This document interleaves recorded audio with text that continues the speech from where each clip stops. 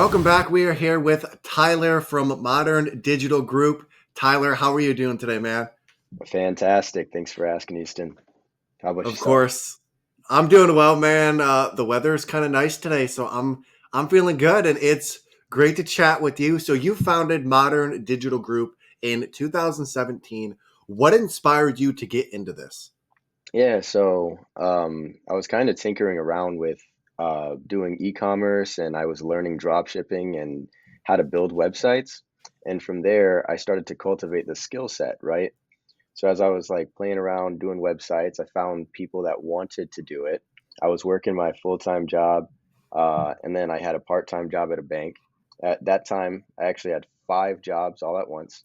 Wow. And I know, right? And so at the job at the bank, I was seeing people that were younger than me coming in and they were depositing checks for their own personal businesses. And I was just asking them questions like, hey, what do you do? Some guys had website design businesses, some guys had like house cleaning businesses and stuff like that. And so I did an Instagram poll that was like, hey, I'm starting this little thing where I'm doing like e-commerce on the side. Should I just quit my business? Like, should I just quit my job and go all in? And I got more yeses than nos, and so I just did it. Nice. That's crazy. And you also support a lot of local businesses in Grand Rapids, Michigan. Why did you decide to go the local route?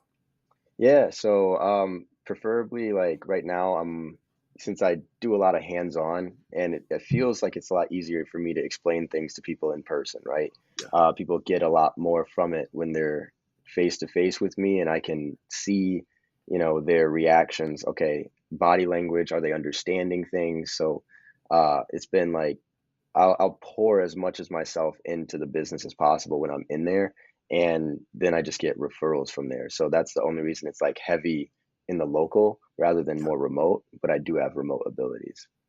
Yeah, and I feel like a lot of those local businesses are overlooking the power of social media.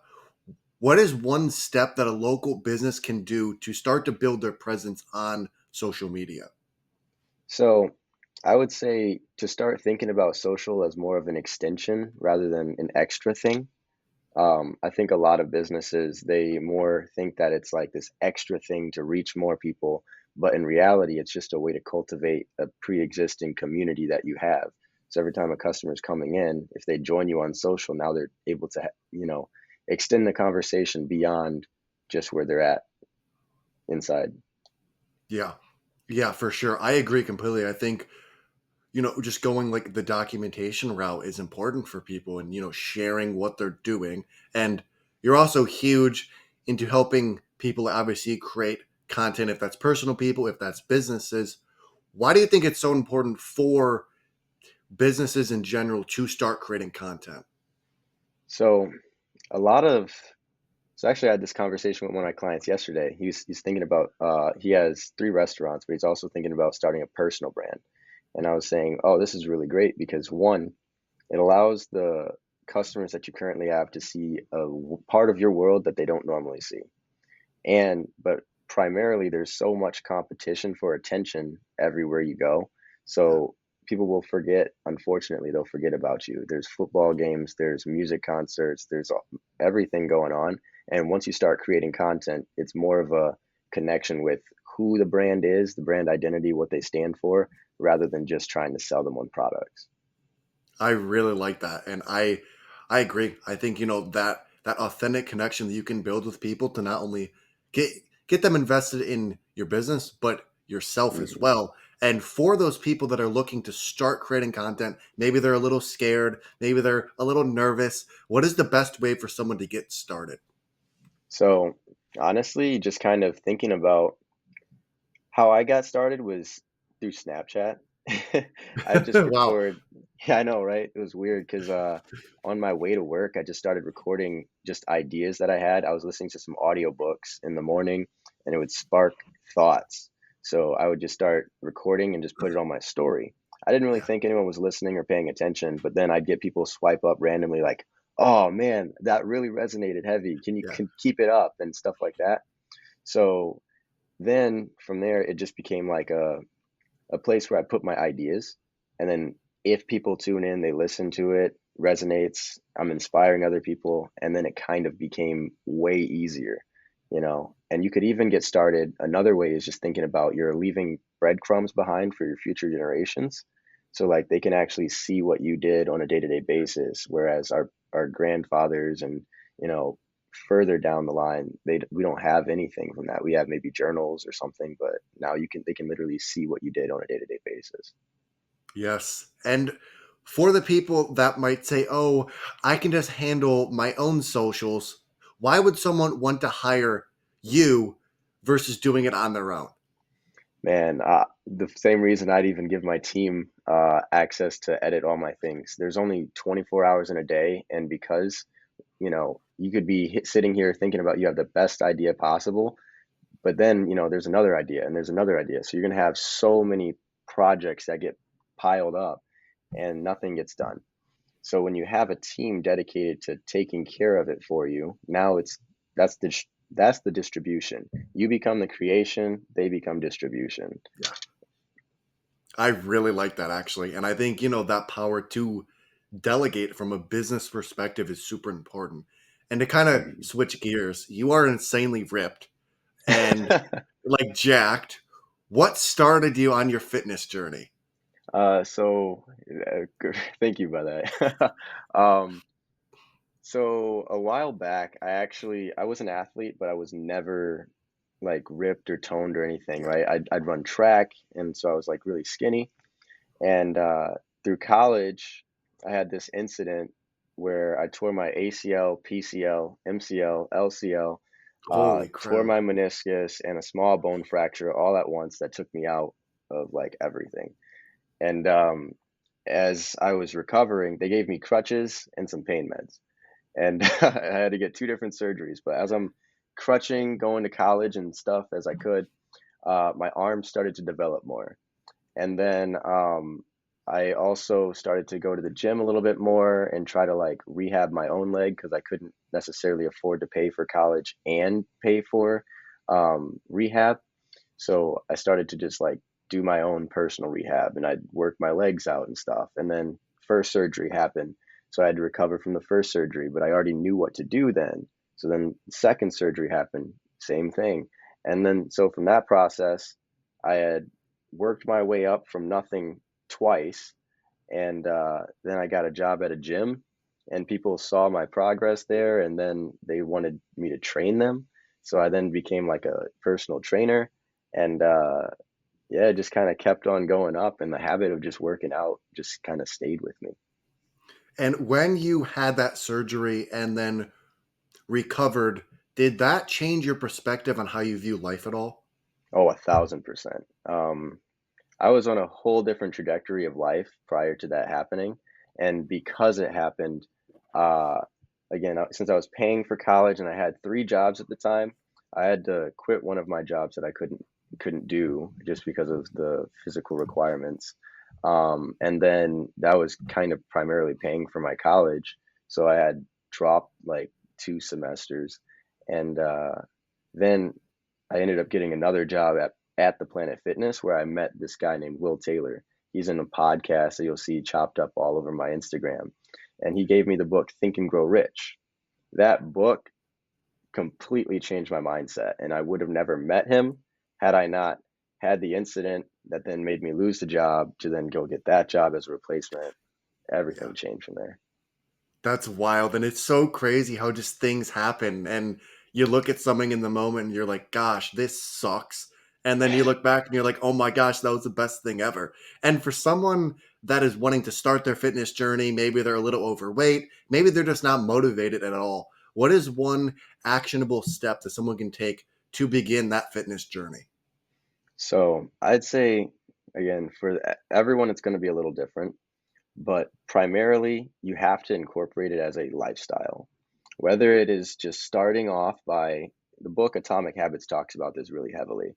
But just even if you're a person who has never stepped foot in the gym, by getting into the habit of just going to the gym, even if it's for 5 minutes and then leaving, you're going to start to establish that habit. And then eventually you're going to feel like, man, well, I'm in here for 5 minutes. I feel silly just leaving. So now you might try a couple more machines and you might stay a little longer, right? But now you're becoming the person who goes to the gym rather than the person who doesn't. And we're always like our habits day to day are creating who we are. So just by you starting to show up and do the thing that you know you need to do, you're gonna become a whole different person by the end of the year. I like that. And what is your most proudest moment in your entire life? Man, that's a tough one. uh, I don't necessarily know offhand what the most proudest moment would be. Because I feel like there's always another step and another level to Yeah. things. But I would say maybe starting a mastermind group, because from there, like I said, once I did the Instagram poll and quit my job and then immediately like became an entrepreneur, starting to like hustle and get clients and stuff like that. My friends started to see it, the ones that would watch my Snapchat stories and then Instagram stories. And from there, I did another Instagram poll. Hey, from the book Think and Grow Rich, I have this idea where if we all meet up at a library at a set time every week, we work together, brainstorm ideas, um, and we'll see what comes of it. I had four people show up, and now all four of those people own their own business, and it's kind of crazy Wow. just to see the growth and trajectory. And people started to see us meeting and doing stuff, and we'd have new people come in and out. But just the impact of those decisions is incredible. I have two more questions. Oh yeah, If what's you up? could have dinner with two people, one person from the past and one person from the present, who would it be and why? Hmm. Person from the past. Knowing that Napoleon Hill interviewed so many successful people, and he, through just having a conversation with him, I'd probably be able to like pick his brain on a lot of other interesting topics. And he also did this thing where uh, he'd sit in kind of meditation and have like mastermind groups of people in the past and that he never met, but he read books on and studied. So I would definitely say Napoleon Hill for one.